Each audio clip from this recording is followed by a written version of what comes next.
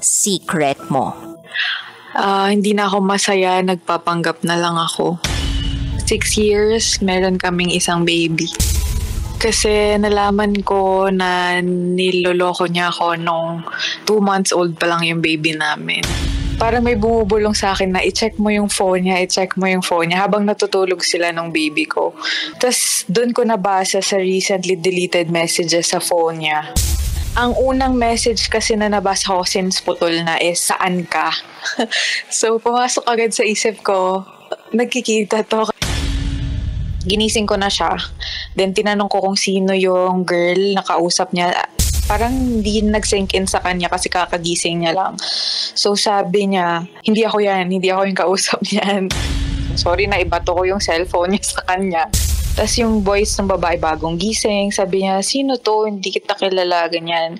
Sabi ko, alam mo ba na pamilyado na siya? Oo din yung sagot niya. So parang doon na uwinit yung tenga ko na parang, alam mo naman pala, bakit ganito, ganyan? Sabi ko, paano kayo nagkakilala? Tapos binabaan na ako ng girl. Baka kung ano ng sakit ang nakuha niya sa'yo or kung nakuha mo sa kanya.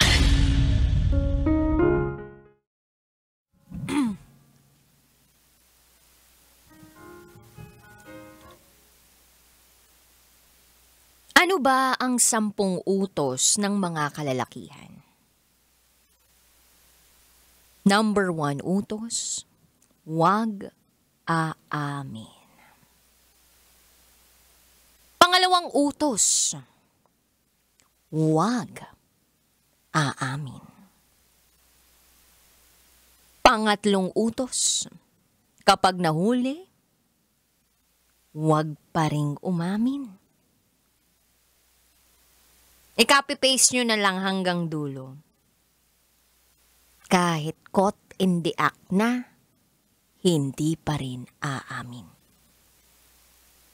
Yan ang mga gawain ng mga shira.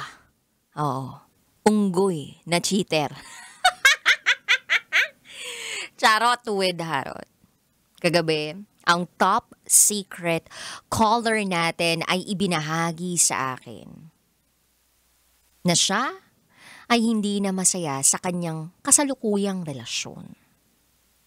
Dahil naloko siya ng taong minamahal niya, yung tatay ng anak niya. Bakit ganun? Ikaw na nga nag-aalaga ng bata. Ikaw pa, yung lolokohin. Ikaw na ngayon nagsasakripisyo para nang sa gayon ay magkaroon ng parent figure, mabigyan ng care and love, attention and time ang bata. Tapos, gagawan ka pa ng kamalian ng partner mo. Ang tindi. Yung lalaki daw may badge eh. I mean, nag-training for public service. I mean, serbisyo ng bayan. At ang sabi, kapag merong lugar na pinupuntahan, may bagong nilalandian. Hindi ko alam kung gaano katotoo yan. Pero depende pa rin yan sa tao. Nakakalungkot lang na kung sino yung taong nagmamahal ng tapat na totoo, siya pa yung niloloko. Sana magtagpo-tagpo na lang talaga ang mga taong lumalaban ng patas at yung mga taong gumagawa ng masama. Para by pair tayo. At walang nadedehado.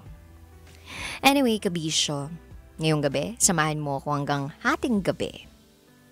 Kapiling ang Basta Princess ng Love Radio, DJ Rocky Terra, ang tagapagprotekta ng inyong pinakatatagong sikreto. At eto na nga po, ibibigay ko na ang patikim ng DJ Rocky's Secret Files.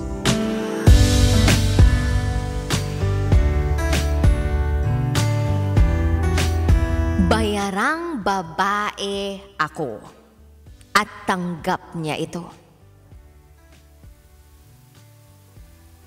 Ito po ang pangalawang bahagi ng secret file ni Ligaya.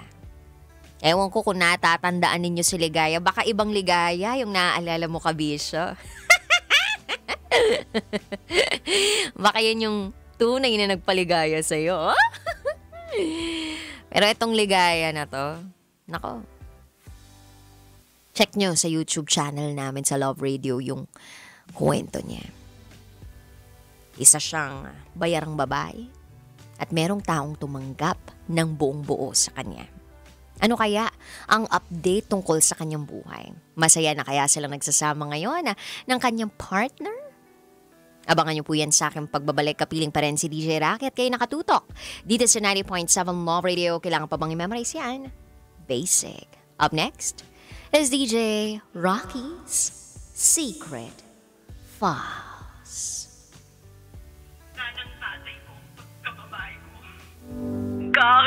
Siya. May secret affair kami ng office mate ko. Hindi ko matigilan kasi sobrang galing niya sa... Rocky's Secret Files. Secret Files. It's the kind of bleep you never knew existed. Kunwari inosente pero boy naman pala. Rocky's Secret Files. Secret Files. Kailangan pa bang i-memorize yan? Love Radio. Basic!